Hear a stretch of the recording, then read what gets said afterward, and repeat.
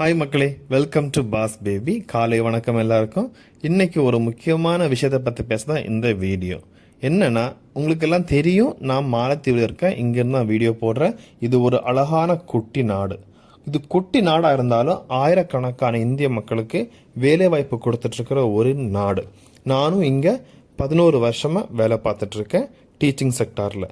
இங்கே teaching sector, health sector, tourism sector, இதில் எல்லாத்துலேயும் இந்திய மக்கள் நிறைய பேர் வேலை பார்க்குறாங்க.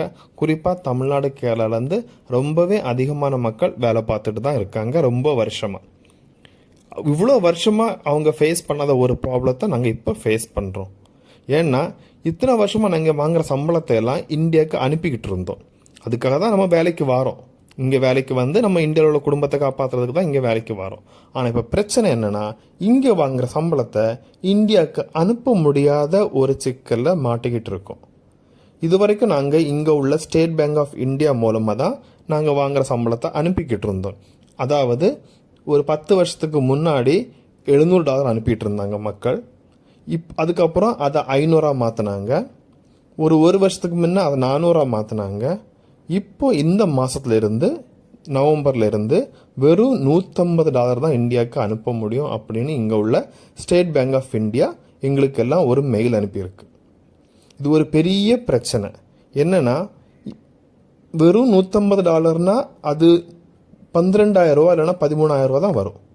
இவ்வளோ தூரம் கடல் கடந்து ஒரு நாட்டுக்கு வந்து கை நிறைய சம்பளம் வாங்கிட்டு அதில் வெறும் 13,000 தான் வீட்டுக்கு அனுப்ப முடியும்னா அது எந்த வகையில் குடும்பத்தை சப்போர்ட் பண்ணணும்னு எனக்கு தெரியலை. இது எதை ஆலோசித்து இவங்க இந்த ஸ்டேட் பேங்க் ஆஃப் இந்தியா இந்த ஒரு முடிவுக்கு வந்தாங்கன்னு தெரியலை. ஏன்னா ஸ்டேட் பேங்க் ஆஃப் இந்தியாவில் வேலை பார்க்குறவங்களும் இந்திய மக்கள் தான். இங்கே உள்ள, அதாவது மாலத்தீவில் உள்ள ஸ்டேட் பேங்க் ஆஃப் இந்தியாவில் வேலை பார்க்குற மக்களும் இந்திய மக்கள் தான். அவங்க சொல்கிறது என்னென்னா, ஷார்ட்டேஜ் ஆஃப் டாலர். இந்த நாடு எங்களுக்கு டாலர் தராதனால எங்களால் உங்கள் காசை இந்தியாவுக்கு அனுப்ப முடியலை. அதனால வெறும் $150 தான் அனுப்ப முடியும். அது ரொம்ப கஷ்டமான ஒரு இது. ஏன்னா ஒரு 2000-லேருந்து 5000 குடும்பங்கள் இதை நம்பி தான் இருக்குது. ஆனால் இப்போ என்ன பிரச்சனைனா, வாங்குகிற சம்பளத்தை இந்தியாவுக்கு அனுப்ப முடியாது. அதுக்கான பல முயற்சிகள் நாங்கள் எடுத்து பார்த்துட்டோம். நிறைய ஹை கமிஷன்ட்டையும் சொல்லி பார்த்துட்டோம்.